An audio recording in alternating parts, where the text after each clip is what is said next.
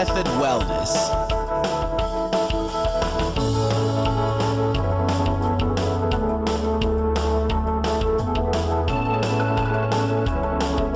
Today our guest is Kelly Nowell, and she is on the board for Bradley's House. Kelly, just for a second as we get started, tell us what Bradley's House is. Bradley's House is a project of the Nowell Family Foundation. What is the Nowell Family Foundation?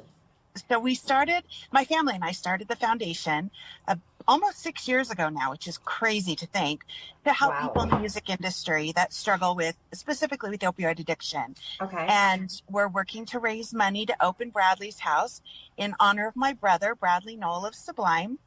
And it will offer treatment services to people in the music industry free of charge. So we just wanted to find a way to give back and maybe, use the notoriety of what Brad went through to help other people. And so we're really close to opening the house, hopefully within the next few months. Oh my God, that's such a journey. And getting here is, wow.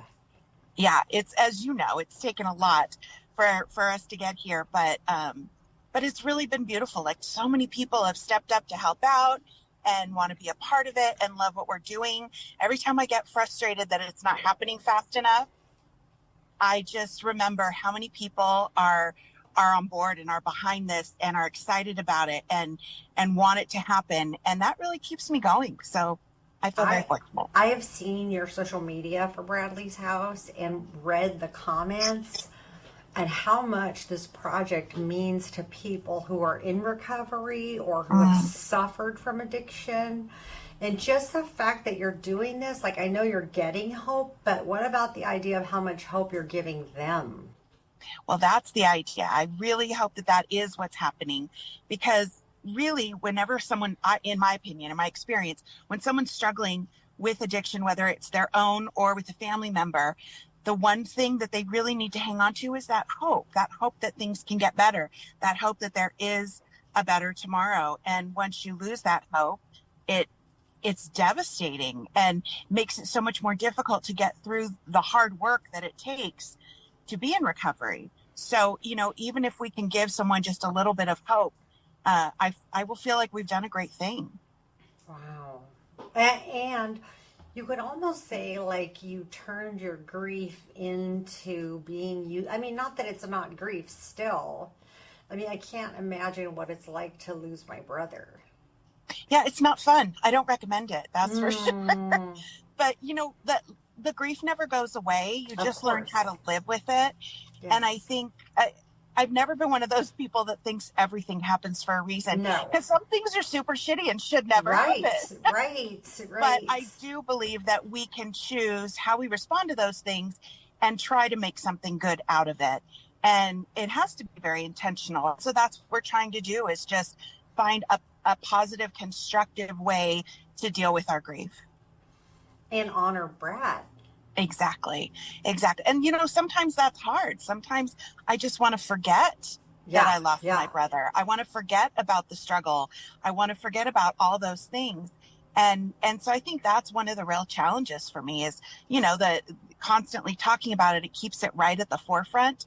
But that also helps to fuel me. I remember how difficult it is. And I just, if we can do something to help other people either avoid that or get through it faster or easier or better, or just get through it at all, that to me would be worthwhile.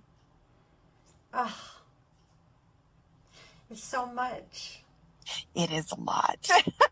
That's why I think when I started, we were really trying to do it on our own. I just thought, if we just reach out to a few people, we can make this happen. And it didn't work that way. And I've discovered that, to use an old phrase, it really does take a village. This is something that has been totally grassroots. And as people get behind it, we just keep building and building and building this incredible team. And I feel really fortunate to be able to be a part of it. Yeah. Yeah, of course. Even with the struggle, I mean, I can imagine it's like a joy, pain thing. Yes, exactly. It's wonderful and you're helping people and it's exhausting and, it's just disappointing and, it's just all those things in the dialectic wrapped up into one. Yeah, absolutely. But I do think it's really cool that the work that Brad did through his music, that people Mm. still, love and appreciate Sublime, we're finding a way to carry it on, because people that grew up listening to that music, a lot of them are now people that are struggling or have family members that are struggling. And so we're still able to incorporate that into their love for the music and being a part of this beautiful reggae rock community. I don't think anybody could answer this except you, but what do you think Brad would think if he were here watching this project? Oh gosh. That's a tough one to answer without crying. Yeah, you could cry. You know, I love crying. I know you do, and I hate it. Um, You're getting better though. yeah, getting better. I would like to think that he'd be proud of what we're doing. I'm working my ass off. I hope he'll Yeah. be proud of that. Sometimes I get very frustrated with him for putting me in this position, so to Right. speak. Thanks. Thanks Yeah, for handing me this. yeah, exactly. So I frequently am saying, I don't, am I allowed to say fuck on the podcast? I think you are. Anna, are we allowed to say fuck on the podcast? Fuck yes. She said fuck yes. Our Awesome. Okay, so amazing podcast producer, Anna, you do have says an fuck yes. yeah.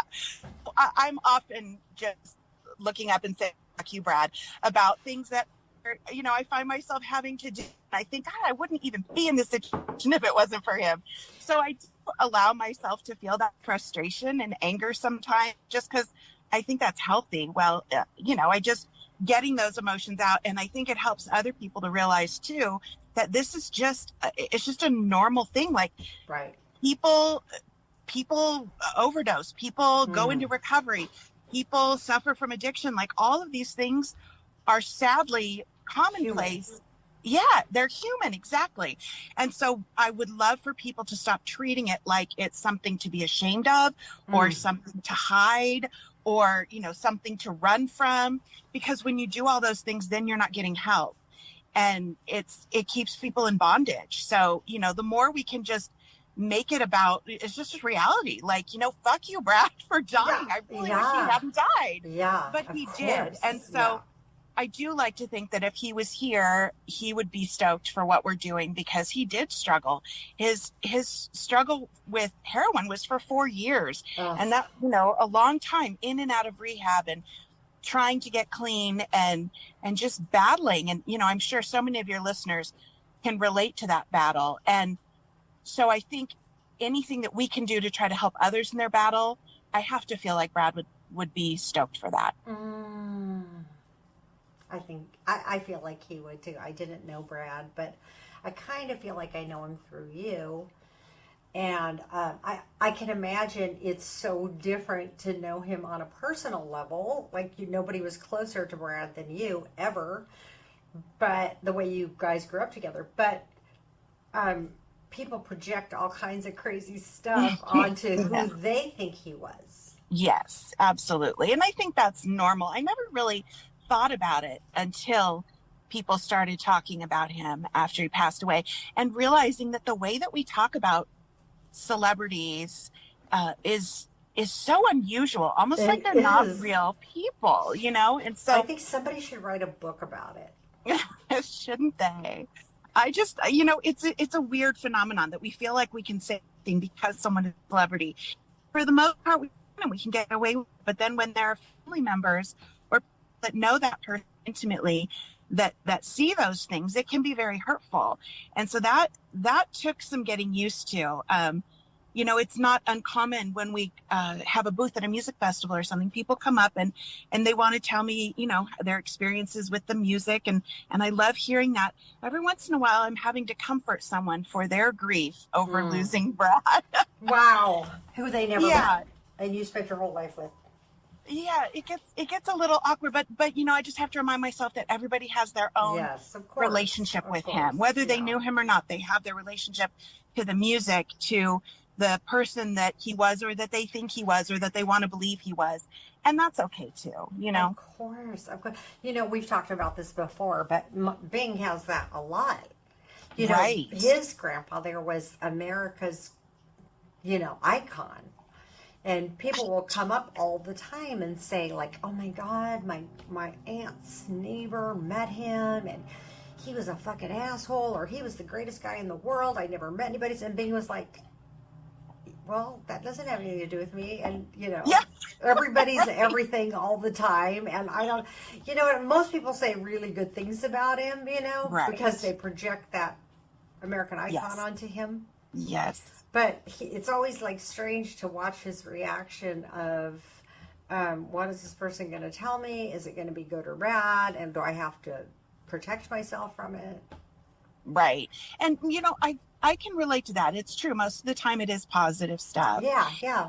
Which is lovely. And I love to hear people's, the way that the music or that Brad or Sublime has impacted their life. I really do love hearing about that, because it reminds me that there's still good coming out of his life, and I think that's so hard when you lose somebody. You feel like their impact is gone on the earth. And really nobody's impact is ever completely gone, right? It goes on through all of us. And so I think it's really great that people are still talking about him and still talking about the music, and we have that to hold on to. Wow. Kelly, what is the best compliment that you've ever received? Ooh, well, you ask tough questions. I do? You do. That's because I'm a therapist, and I have to say, and I think it's because it's my biggest insecurity, someone just told me yesterday that I was a good mom. I have 2 boys, as you know, 24 and 20, and I'm just certain that I've messed them up entirely with every decision I've ever made. And so the fact that someone would say that, and I think I have amazing boys, but it's all because of them, all because of the choices they make and the things they do. I just feel like I can't take credit for their successes, but just for their failures, as most parents feel. But that there's no way that that's humanly possible, that you didn't do something right. Because I have met your boys, and they're both amazing men. I think so too. And there's they are just delightful. no way you had no part in that. I guess I just can't bring myself to think that I somehow did a good job with them. I truly just think so highly of them. I think that they're completely responsible for their own awesomeness. Yeah. But if I leave this world and all I've done is be a good mom, then I've done a great thing. You've already done that. You have done a great thing. Well, thanks. My work here's done. Bye-bye. Yeah, you're done. I don't think so. Now you get to hopefully soon be a good grandma. Oh, eventually. No hurry. No hurry. No rush. But eventually. Tell me what someone has insulted you, but you were proud of. Like an insult you received that you were really proud of. Oh, okay. Let me think. An insult that I received. I don't know. And that's crazy because I tend to really just try to hold on to the negative stuff. I can't think of something right off the top of my head, but yeah, I don't know. I got nothing for you on that one, Deanna. I'm sorry. That's okay. That's okay. That's always a funny one. I'm always surprised when people immediately have that one. Yeah. I'm like, wow, that really impacted you. That's why I love when people say this, because I know it's, Tell me about the most influential 3 people in your life and how they affected you, impacted you. Oh, gosh. Okay. Well, obviously my brother, because I had to deal with his shit when I was younger, and I'm still dealing with it now that I'm older. But yeah, I love him. He was my absolute hero growing up. He was 2.5 years older. And for some reason, I just grew up feeling like he was everything. And, our parents had a very difficult, rocky marriage before they divorced. And so I really clung to Brad. He was very, very important to me. And then after I lost him, my way of dealing with it was just to not talk about it, not listen to the music, not be around it.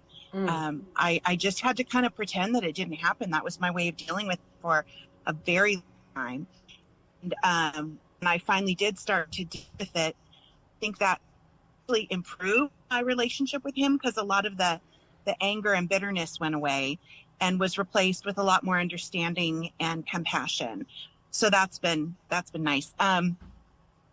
Who else has impacted me greatly? I would say my best friend, Tracy. She's been a huge part of my life for the last 10, 15 years. And I feel really fortunate that she would stick with me through all this shit that I've been through.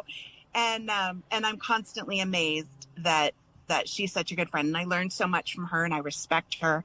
And I think that's so important in a friend.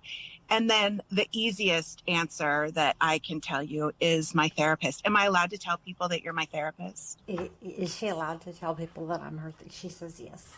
Okay. So this is the absolute most impactful relationship that I have ever had because you are someone that I'd be completely open and honest with.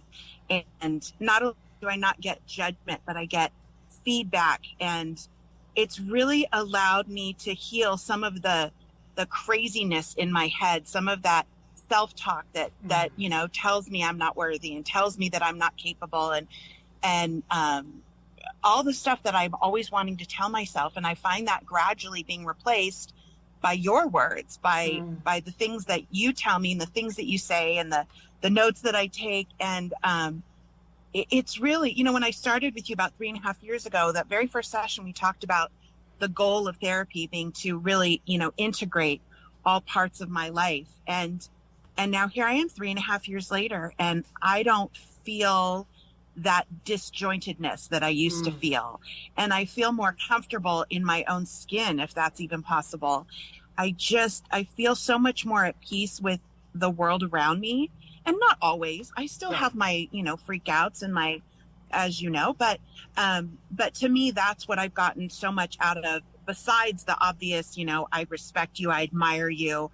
I think you're brilliant and beautiful and funny and all these things that I would love to be. And so I try to learn from you. So you've been a therapist and a mentor and a friend and all these things. And I just feel so grateful to have someone like you in my life, because quite honestly, I don't know how I could do all the other things without that. So Kelly, that's my answer. Now I'm going to cry. That's fine, because I usually am the one crying. That's very kind of you. You're a very kind person. Very kind person. What is one thing about recovery that you think most people don't agree on? I think that a lot of people get caught up on the process of recovery, on how recovery should look. Whereas I firmly believe that it's different for everyone. There can be a lot of similarities for people, but I just don't think that it can be approached as a one size fits all. Right. And I think that's because we're not one size fits all people, right? Right. But, think about it like with, weight loss or fitness or something, whatever works for one person, all of a sudden they want everybody to do it because they're certain that it will work for them. Yes. That's and like it will work for some people. Right? And that's really great. Self-help books. Right. Like, God forbid I should ever write a self-help book. But when I read self-help books, what I read is, I did this and it changed my life. You have to do it exactly the way I did it to change your life. And what if that person doesn't like hot yoga? Like me, I hate hot yoga. I was going to say, that sounds very personal. Yeah. And I think that's what we have to remember is that everybody has their own path. And what matters is the end result, the end goal, really. Not so much the result, but the goal. It's what you're striving toward. And no matter what that looks like, if you're in the process of moving in that direction, I think that that's successful recovery. Yes, exactly. If you're making your goals, and like, I think that, recovery looks so different at so many different stages of recovery. So like maybe I'm in the stage of that I'm not drinking, and so I'm like judging somebody else for their stage that they're still smoking cigarettes, you know. Right. But like I Right. smoked cigarettes up until a certain time, you know. Now, you know, like who knows where we're supposed to be. I think we just have this strange, silly concept that we know what's best for everyone else, but how can we? Yeah, I mean, it's so individualized, and everybody has their own path, and everybody has their own, priorities and things that they need in order to keep going and in order to stay encouraged. And I just think, just like anything else that is harming your life, you just got to find a way to get on a good path so that you have hope, so that you have something to focus on besides the negative, besides the problems. And, whatever that looks like for somebody, I think that's what should be encouraged. I love that. I feel the same way. I think I told you this before, but I've had people come in and say, I don't think I could work with you because you're a little too crazy and all over the place. And I go, oh my God. And they're like, they feel really bad telling me that. I go, no. You need somebody who's going to nod their head and like Right. wear a white coat and Right. never cuss. That would be better for you. You'll actually do better in your recovery if you find that. And they're looking at me like, I'm telling you that I don't like your style. I'm like, yeah, I know, I get it.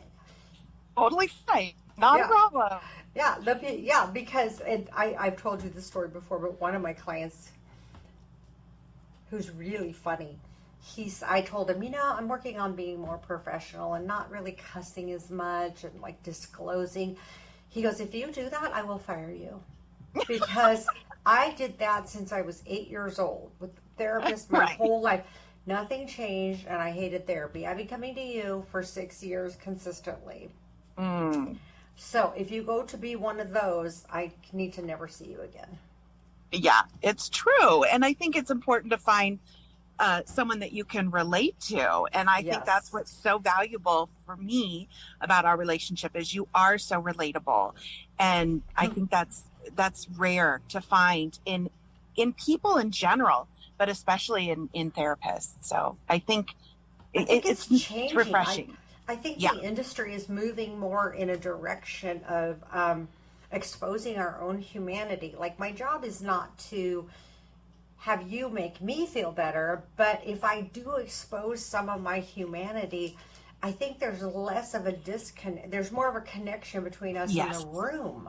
Yes. And that connection is what's so powerful. Yeah. I was just thinking of something funny that happened with us, and I'm just going to say it. And if Anna wants to cut it out, she can. Okay. So I was like, oh, Kelly, I feel really bad because I took my key, the general key, and I broke into the masseuse's office and stole a bunch of candy. And I'm supposed to be off of sugar. And you just looked at me and you started laughing so hard. And you go, I cannot believe you are breaking into offices and stealing candy for the people who work for you. That makes me feel so human. And I was like, what? Oh. What are you talking about? And you said, I just have this image of you in my head that you don't do anything wrong and you always think perfect stuff. And I'm like literally in there after hours going through her stuff and then trying to, it's our old masseuse. If our masseuse is listening, it was the other one. I promise it really, this masseuse, I don't even know if she has candy since I stopped doing that. But I'm like in her office and then after that, I'm trying to put everything back so she can't tell that I was in there rifling through her stuff. And you were like wetting your pants on the floor. And I was like, oh, if Kelly's laughing, maybe it wasn't that bad. Oh, it's human. It's such a human thing. And it's so unusual to have people in your position that are willing to admit that they're human. And to me, that gives me so much hope. Oh, it's because so funny. Yeah, it's totally something I would do. It's something anybody would do. Yeah, I think people do stuff like that. Yeah. Maybe they don't. Maybe just we do. But I really think that when people say, I would never do something, I'm like, come on. Come on. That goes back to the whole, just normalizing being human, normalizing the Yes. human conditions, normalizing the fact that we're not always perfect and we sometimes do embarrassing, stupid things, and and that's okay too. Yeah, yeah, it's really funny. It's like, well, for me, it's also about addiction. Right. Like people will say to me, I just don't know how that person could, rob a liquor store to get money for drugs. I could never be addicted to anything. And I go, well, that's funny because you've been on your phone the entire hour we've been sitting here. So I feel like you could be addicted to something. Yes, But it's very maybe not. Maybe you're possible. better than the rest of us. Maybe addiction has never affected you. And now, Right. for anybody who's listening, there's no way I'm saying that robbing a store and getting your fix is the same as being addicted to your phone. What I'm saying is, because somebody's going to say that. But what I'm saying is that we all suffer from some form of addiction or Yeah. mental illness. And I always Right. say to people, like when I interview people, when I bring people in, I say, well, do you have any mental illness? And they go, no, not at all. And then 10 minutes later, they go, well, I was diagnosed with depression. And I'm like, depression is mental illness. Yeah. So Yeah. we all have like a little bit of something, right? Oh, yeah. I don't All know. the more reason we shouldn't be stigma surrounding mental health. Yes, We, yes, yes. we all have mental health issues. I really believe even the most quote unquote normal, healthy, well-adjusted person has mental health issues that they could work on and deal with. That's just the nature of our brains. I, So I I think, agree yeah, 100%. I think that we're all looking for, we all could learn more. I wish they taught this in school. oh my gosh, wouldn't I, that be brilliant? I think they're starting to more. I hope so. I hope so, because I think we're really seeing the effects of not talking about things in, Yeah, the way that people are. I really historically. feel, yeah, and like COVID brought a lot of that out too. People had to just sort of sit with themselves and their problems Mm. and couldn't run away, and they realized things started to manifest, and in a lot of ways I think that's been good. It's brought a lot of this to the national conversation, like we are more open about mental health and about struggles and that kind of thing. And I think that can only benefit everybody. I think it's interesting that I come from a generation of mental health was us and them. Right. Very much Those so. people. And people, Right. when you say, from my generation, if you say the words mental health, the first image is the psych unit, Right. being strapped down, tons of medications, can't keep a job.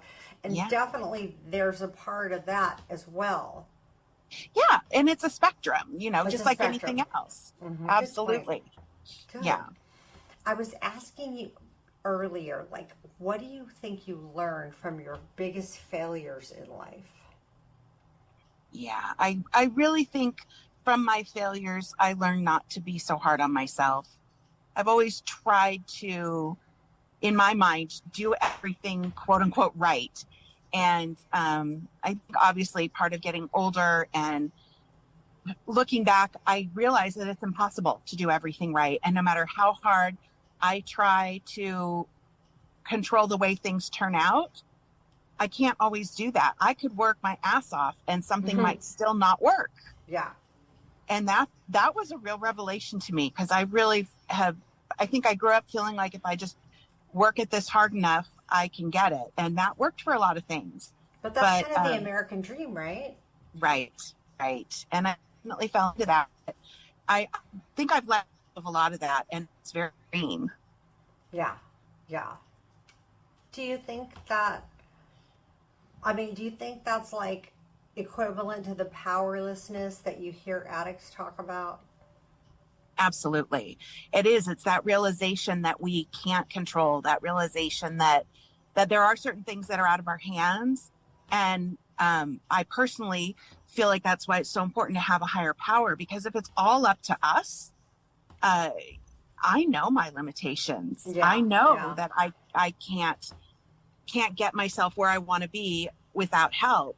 And so that step of admitting that you're powerless, I think, is so important to giving up that control not in such a way that you just become, like you're wandering aimlessly, but just realizing that there are certain things that the harder you try to control it, the worse it gets. So by, letting go, realizing you're powerless, and looking to a higher power, whatever that is, however you define that, that really empowers you then to tackle the things that you need to tackle. And that's definitely what it's done for me, realizing that powerlessness in so many different areas of my life, and realizing the need to give that up to a higher power.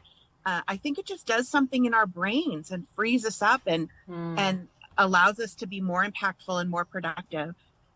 Have you ever like fought and really pushed your will to get something to happen, and then you let go of it and realized your power, and then it happened? Yes. Like what? Tell me an example. I love these questions. You probably already know the answers to. Definitely, I would say in trying to heal from my divorce, trying really hard years to deal with it on my own terms, and really trying to. I think I felt like I had lost a lot of control, so I was trying to gain back control, and that was when I stopped looking to my higher power. Yeah. And so one thing that I really was able to do it in the first couple years of our therapy was realize that it's not all on me, and that I don't have to take all of that on me, and that if I do learn to trust my higher power more, then I'm actually more productive and better at what I do, and the healing comes faster. And ultimately, when we have trauma that we're trying to heal from, faster is better. And you know how frustrated like I've that, been, right? Yeah, but like I've referred other people to you that in, from the outward, they, quote unquote, got better before I did. And I was always like, what's wrong with me? Why is it taking me so long?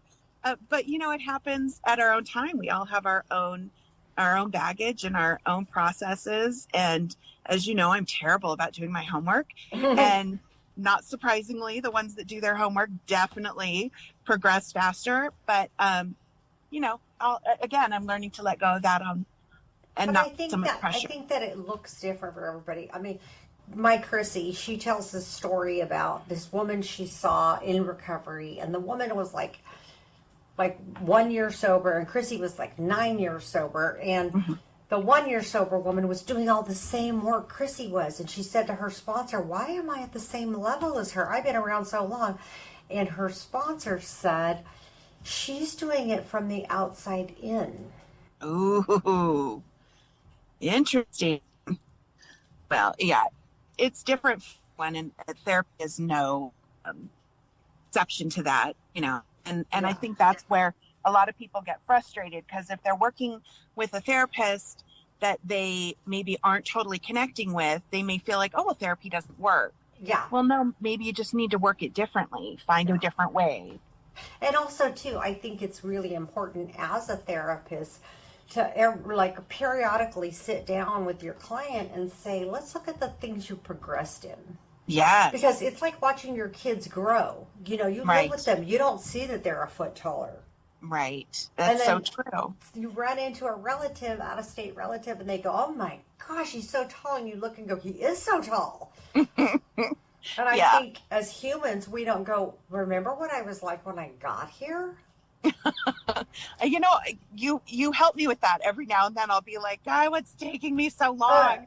And then you're like, "How long has it been since you broke down and cried in a session and couldn't get through it?" Like, that was every session when I started. And so you're right. It is hard to look back and see where we've come, but it is so important. It's so important. Chrissy, she's the one who came up with the saying, "Me compared to me, not me compared to you." Yes, that is so good. And usually when I'm comparing myself to you, it's my insides to your outsides. Right. Or my worst to your best. Yes. And then when I stop and go, wait, me compared to me, oh, I'm a million times better. I mean, I remember going to my psychiatrist one time and saying, I think I drink too much coffee. And I'm really worried about my lifestyle and my caffeine. And this psychiatrist was the funniest guy. And he went to Harvard Medical School. It was like everybody just raved about him. And he looks at me and he goes, "You didn't do any drugs today. I don't care how much caffeine you drink." But to hear Right. this, to hear, like, of course, a lot of people in recovery have said that to me, but to hear this from this Harvard trained psychiatrist who was not in recovery, to just look at me and go, "What are you talking about?" It's a great reminder. And I go, "Oh, yeah, I didn't do any drugs today." He goes, "I don't care how much caffeine you drink. You can shoot it intravenously. I just don't care." And I was like, wow, okay, I'm going to go drink my coffee. One of the wisest things you ever said was that instead of having college funds for our kids, we should have P funds. And I think that's so true. Think of all the challenges that we could deal with and cut them off at the pass. You know what I mean? Like handle them before they become a problem, handle a behavior before it becomes a full-blown addiction, or, you know, like those things could be so much better handled if we get ahead of it instead of trying to be reactive to it once it's already happened. Don't you wonder why people go to professionals for like medical issues but not psychological issues? I got this. I've never studied psychology or don't know anything about recovery, but I'm going to fix my kid. Right. I always go back to if I got myself into the situation, how clearly I need help getting out, right? Because my best thinking got me where I am, whether it's good or bad. But if I need to make a change, I've got to educate myself or reach out for help or be a part of a program, something that can help me re-educate. And that's what I think is so important about any 12-step program that incorporates all those things, because it's really giving people the opportunity to tie into a community of people that, you know, now all of a sudden you've got this, it's not just your brain, it's the brain of, you know, hundreds of thousands of people that have come before you or that are dealing with it just like you are. And there's a lot of power in that. So many people have said to me, like I say, "This is what I want your loved one to do." And they said, "Deanna, I tried that for years." And I go, "I know, but you don't know anything. They're not listening to you."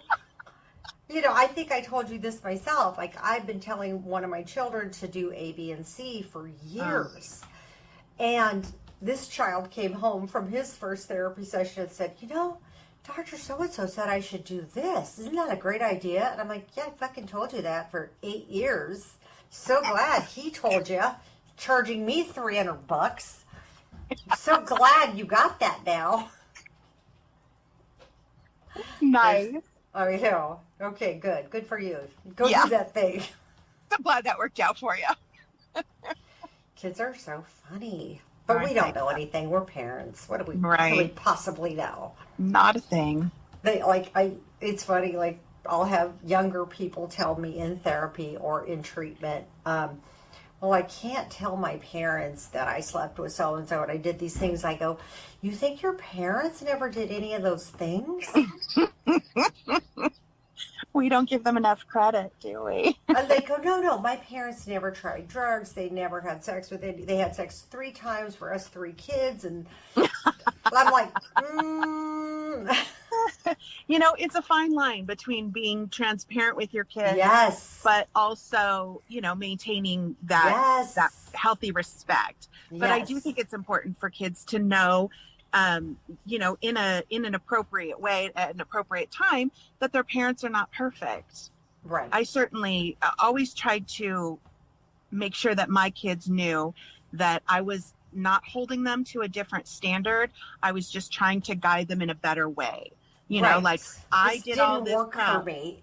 Right. Exactly. And how can you tell them that if you can't admit to them that you were imperfect, you know? So I have to be a bit imperfect to my kids if I want them to be able to learn from you. Because it's like, how would you, I mean, one of the things we talk about here at New Method Wellness is the way I grew up was drugs are bad. Mm-hmm. Drugs are bad. And then I did drugs and I went, no, they're not. They're great. All these square people are telling me drugs are bad. Drugs are amazing. So what I tried to tell my kids was, you're going to love drugs if you try them. You're going to feel better than you've ever felt in your life. Then there's the potential that your life could go really bad. Right. But I didn't want them to think that they weren't amazing, because they're amazing. Let's be honest. Right. Well, and that's why kids grow up thinking that their parents are idiots. Right. Because we tell them drugs are bad, Right. alcohol's bad, don't do these Right. things. Well, then they try them, they realize they're not, and now who's the idiot? Right. That's what I thought. I was like, my parents are just square. Yeah. What do they know? Yeah.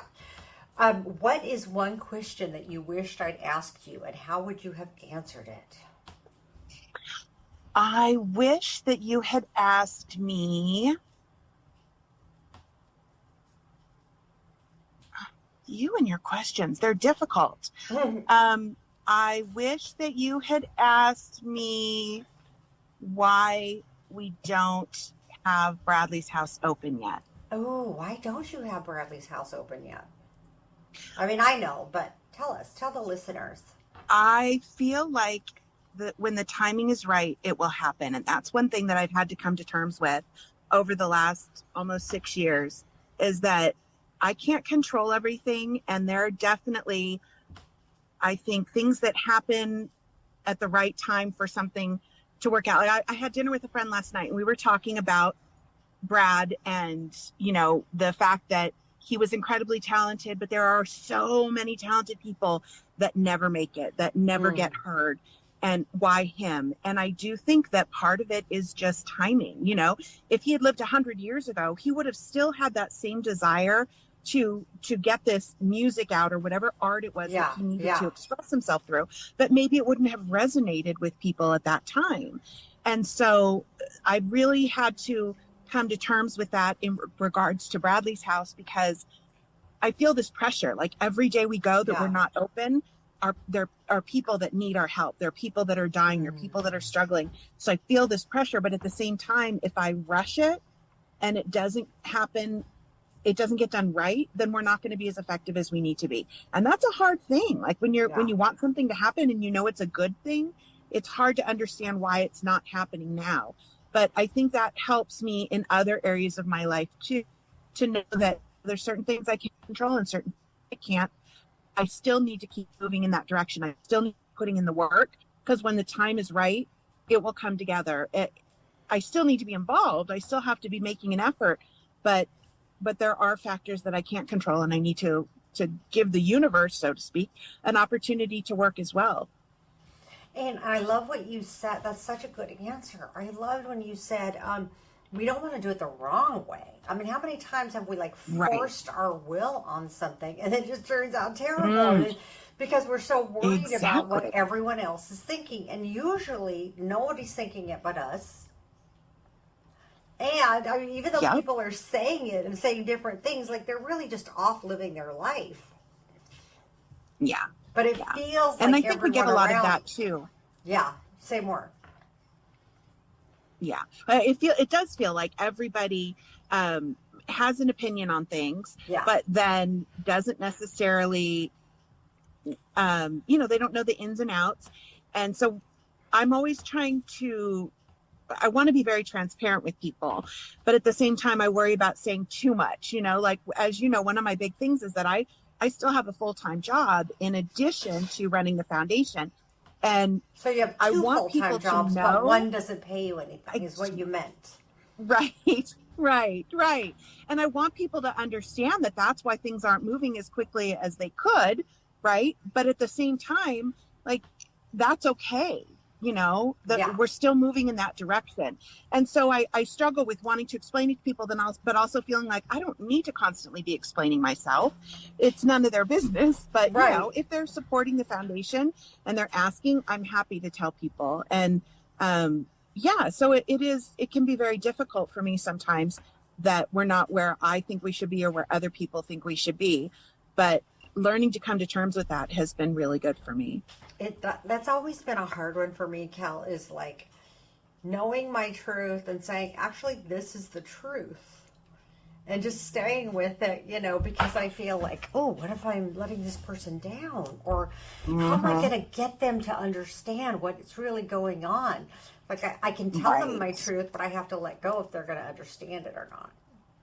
Exactly. That's true. You can't control that part. I just want to say thank you a bazillion times. Before you get off, tell me where listeners can find you online.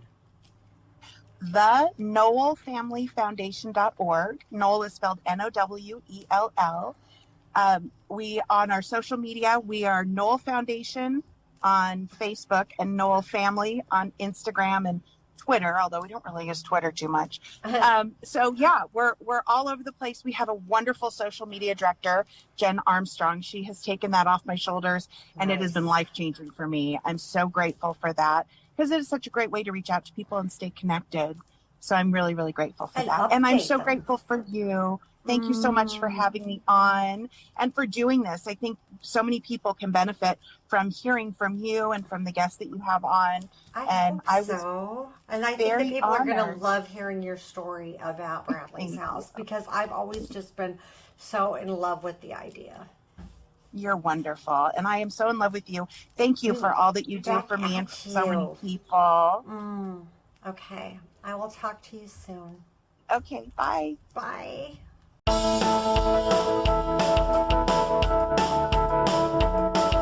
Stating the obvious with New Method Wellness.